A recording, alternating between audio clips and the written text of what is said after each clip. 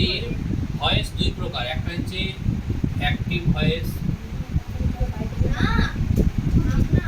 আর একটা হলো passive voice.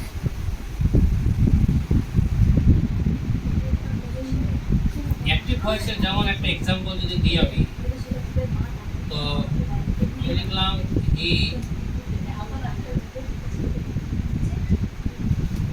completed his work, যে হি কমপ্লিটেড হিজ ওয়ার্ক, যে সে তার যে কাজ করেছিল শেষ করেছিল। তো এটা সিম্পল পাস্ট টেন্সে আছে, তাহলে এটাকে আমরা কি করব, এটাকে ভয়েস চেঞ্জ করব।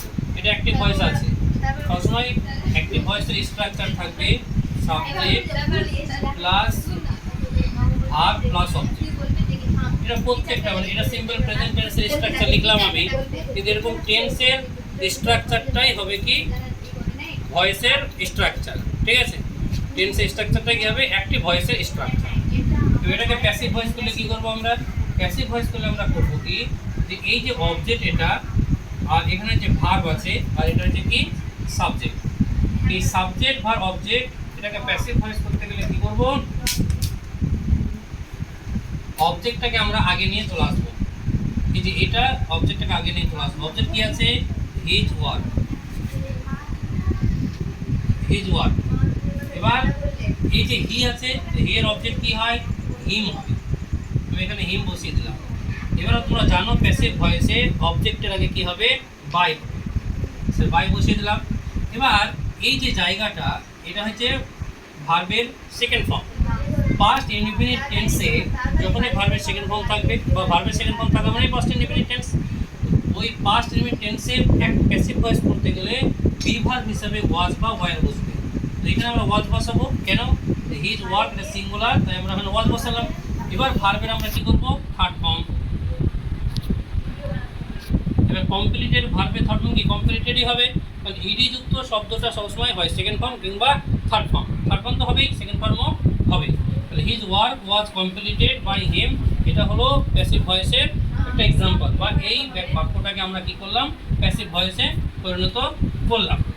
এবার স্ট্রাকচার কি হবে, অর্থাৎ সিম্পল পাস্টের প্যাসিভ ভয়েস করতে গেলে স্ট্রাকচারটা কি হবে, আমরা স্ট্রাকচারটা লিখবো এভাবে, যে প্রথমে দিব আমরা অবজেক্ট, তারপরে কি বসিয়েছি ওয়াজ বা ওয়্যার প্লাস ভার্বের third form plus by plus subject. এটা এবার সবসময় কি বাই হবে সাবজেক্টের আগে বা অবজেক্টের আগে, সবসময় কি প্যাসিভ ভয়েসে হবে বাই, তা নয়। কোনো কোনো ক্ষেত্রে টু হতে পারে, উইথ হতে পারে, ইন হতে পারে, কিন্তু ম্যাক্সিমাম ক্ষেত্রে কিন্তু বাই হবে। এবার কোন ক্ষেত্রে টু হবে উইথ হবে ওটা আমি এরপরে কোনো একটা ক্লাসে বুঝিয়ে দেবো। তো আজকে আমরা যেটা বুঝলাম যে সিম্পল পাস্ট টেন্সে কীভাবে অ্যাক্টিভ ভয়েস থেকে প্যাসিভ ভয়েস করতে হয়। অ্যাকচুয়ালি সেন্টেন্স 5 প্রকার, assertive, interrogative, imperative, objective and exclamatory, কিন্তু ভয়েস চেঞ্জ শুধুমাত্র 3টে সেন্টেন্সে হয়, একটা অ্যাসার্টিভ, একটা ইন্টারোগেটিভ, একটা ইম্পারেটিভ। তো আমরা আজকে যেটা শিখলাম অ্যাসার্টিভ সেন্টেন্সের ভয়েস শিখলাম। আর ভয়েস সবসময় 8 প্রকার টেন্সে ভয়েস হয়। প্রেজেন্টে 3টে, present indefinite, present continuous, present perfect. First indefinite, first continuous, first perfect, future indefinite, future perfect. এই 8 প্রকার টেন্সে ভয়েস হয়। তার মধ্যে আমরা আজকে একটা প্রকার বুঝলাম, সেটা হলো কি সিম্পল পাস্ট। আজকে এ পর্যন্তই। সিম্পল পাস্ট টেন্সে আজকে ভয়েস শিখলাম, এরপরের দিন আমরা সিম্পল প্রেজেন্ট বা অন্য একটা টেন্সের ভয়েস আমরা শিখবো।